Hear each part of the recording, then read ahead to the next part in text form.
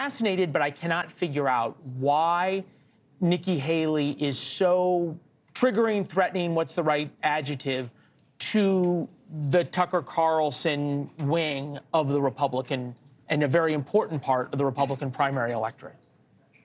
Well, Leland, I think if you look at Nikki Haley's record clearly, and you look at the ad that the super PAC put out, she said she wouldn't support a gas tax, only to step back 2 years later and support that gas tax. I remember vividly when she was contemplating running for president, when she called Donald Trump and said, if you run for president again, I will not run. So the concern I think that Tucker and many of us have is that you can't believe what comes out of Nikki Haley's mouth.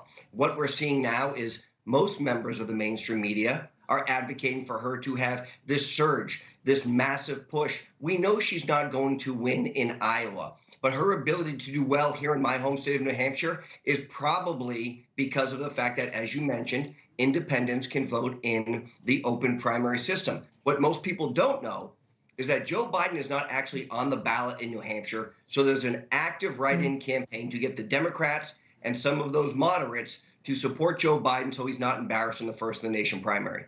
All right, help me just to pull on this thread with Nikki Haley. If Trump is the figure that his supporters say he is, who always picks the right people, who gets it right, on and on and on, and he would be picking the vice presidential candidate, and Nikki Haley's so terrible, why would anybody be worried that he would pick somebody that's so bad and they spend so much time right now worried about it?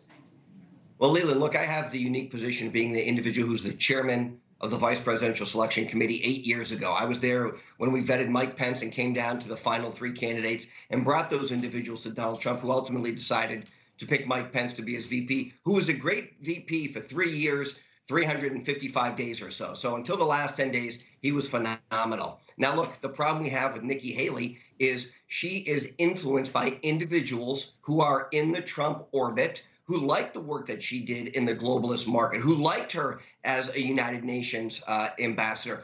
But when you go talk to those true Trump supporters, the Henry McMasters of the world, the current governor of South Carolina, you look at the support that Donald Trump has in the state of South Carolina, Nikki's home state, every elected official in that state, statewide, is supporting Donald Trump because they know Nikki Haley the best. And if you can't win your home look, Haley's down 30 points in the last poll in South Carolina. We don't have anything new, but the point's well made.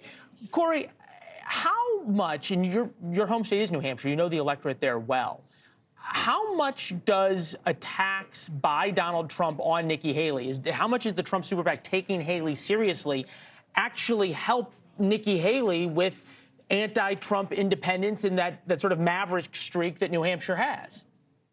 Well, look, I think if you look at what the super PAC did to Ron DeSantis, they destroyed his career probably before he ever got in the race, and he's never recovered. You know, by and large, people have avoided engaging with Nikki Haley until the super PAC ad is out. The reason is the latest poll shows that Nikki Haley is within 15 points of Donald Trump. No candidate has been within 15 points of Donald Trump in any race in any place since June of this year, when Ron DeSantis had a small surge in Iowa. So this is real. We've seen Chris Sununu endorse Nikki Haley. We know that the establishment money is going to be behind Nikki Haley. I believe Ron DeSantis gets out of this race after Iowa. His support is behind Nikki Haley, and that will allow her to be competitive here in New Hampshire. She's not going to win, but she's going to be competitive, and that will allow her to stay in the race probably through South Carolina. Well, certainly if she places and does well in New Hampshire, you'd have to imagine she's going to stick around at least through South Carolina, because who knows what happens.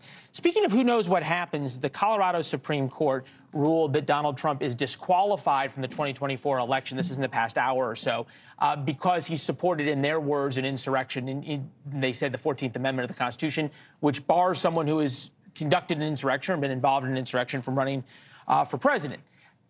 This goes to the U.S. Supreme Court. Your prediction?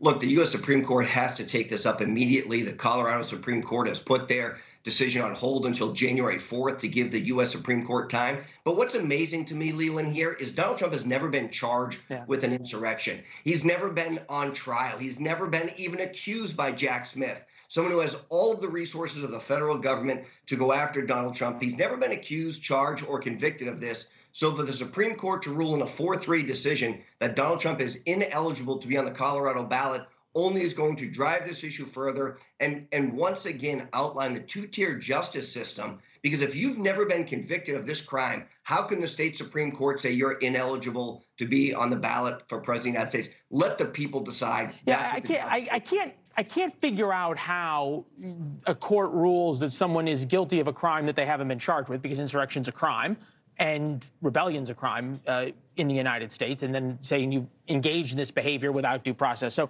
anyway, we'll see what the Supreme Court says, but your analysis seems to make sense. I think, though, back to Nikki Haley and what she's saying and why it's interesting, at least to a certain part of the Republican Party, sought Haley not ruling out being a vice presidential candidate. Take a listen. Are you going to rule it out? I don't play for second. I knew you were going to say that. It's offensive when anybody says that, oh, she wants to be vice president. But you're not going to rule it out because you're not going to rule it out. It's not even a conversation.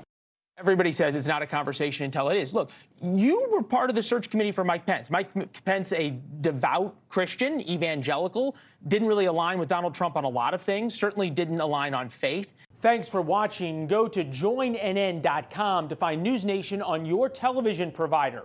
And don't forget to click the red subscribe button below to get more of NewsNation's fact-driven, unbiased coverage.